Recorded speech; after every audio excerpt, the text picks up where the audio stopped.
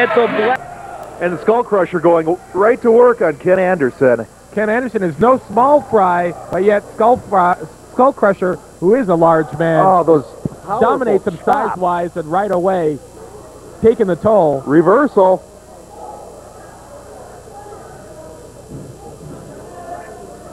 What? Nice clothesline on the apron. Right off the bat, it looked like there was a little bit of communication trouble between Rocks and Skull Crusher.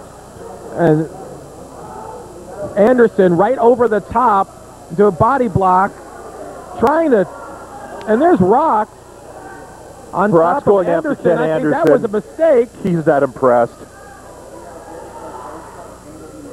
Tommy Rock's getting backed around the ring.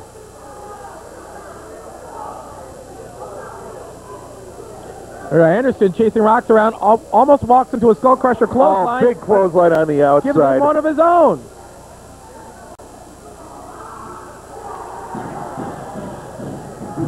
Anderson throws Skull Crusher back to the ring as his valet, ODB, starts to get the crowd into it. Trying to rally the troops, so to speak. Ken Anderson firing back with those big forearms. Anderson into the ropes, stops, misses his kick, but he connects. With an enziguri right to the back of the neck. Skull Crusher kicks out. Strong beginning on Skull Crusher, a man who's not used to accepting this much offense. Very fast-paced match in the early minutes here. Skull Crusher being worked out in the corner. Anderson with a chop of his own. Skull Crusher again. You don't see him getting chopped too much in this ring, but with that new attitude, it's a new day. Well, Skull Crusher ducks the Bulldog, catches Anderson, sit-down powerbomb, hooks the leg, and he gets two. How he kicked out of that, I don't know. That was an impressive move by Skull Crusher, almost setting him up for a body slam, changing it into a sit-down powerbomb. Now Skull Crusher's on top, and the man will just not let up. There he is. He's not giving Anderson a second to breathe. He's stepping on his neck, as my Mexican friends say. Quite literally in this case. There is Skull Crusher picking him up. He's going to set him up for another move, I know. Snapmare. A kick right in the middle of the back, right between the shoulder blades. Skull Crusher's not one for rest holds, not one to wear his opponent down with constant pressure. He prefers impact maneuvers, punches, kicks, and a wide variety of Japanese maneuvers designed to slam your opponent into the ground as hard as possible, using gravity to your advantage. Skull Crusher's great strength. There's a standing power slam. And Skull Crusher, for being a big guy, he is very agile.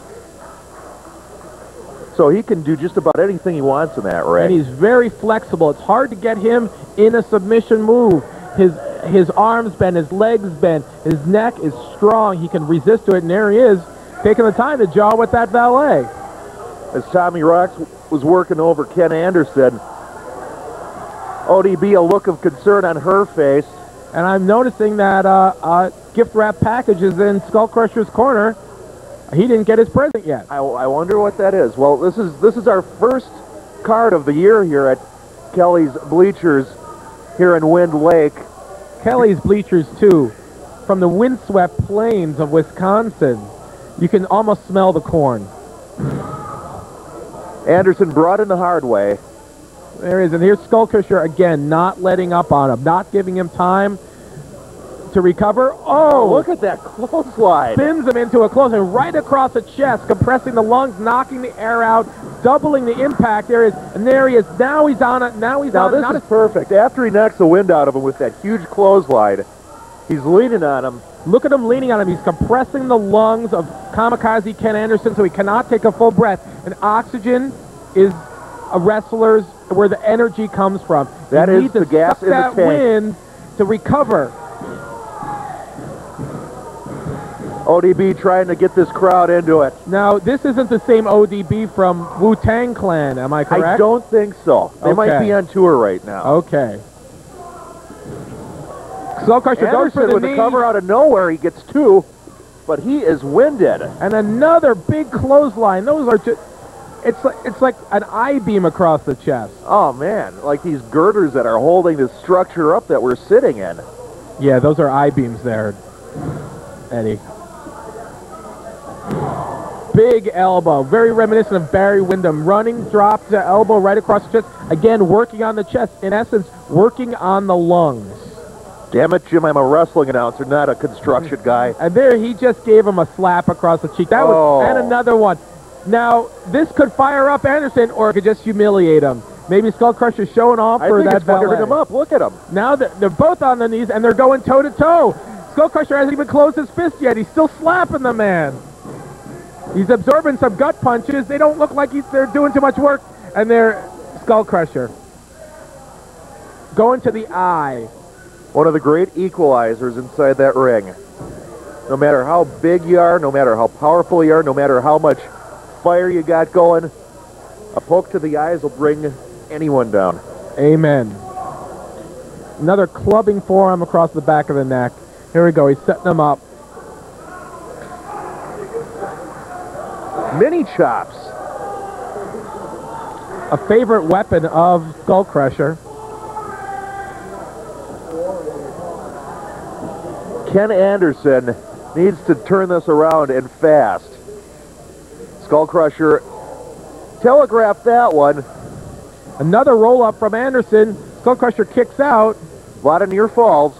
Big boot from Skull Crusher. Anderson has got to be able to follow up. He's got to be able to get that advantage again on Skull Crusher, or at least cut him off and give himself time to recover, not just physically but mentally. He's got to get his head together. He's got to get a game plan, even if it's for the next couple of moves.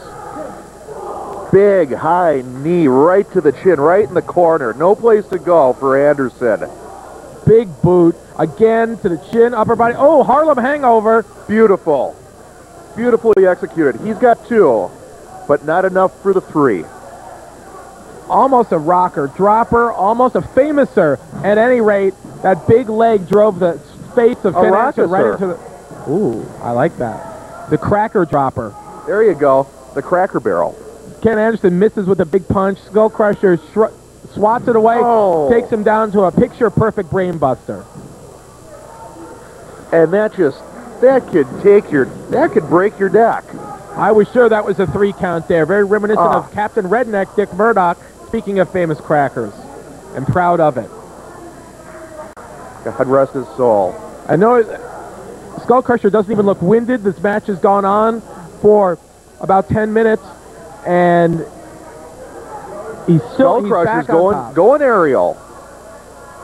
You don't want to be between Skull Crusher and the mat when this big guy lands. He's taking his time, sets up, but Anderson rolls out of the way. Nice frog splash. Tommy Rocks expressing his great disappointment. It's a beautiful frog splash. Too bad he didn't connect with it for his sake. That would have been the match if he had hit it, but now... Both men hurting.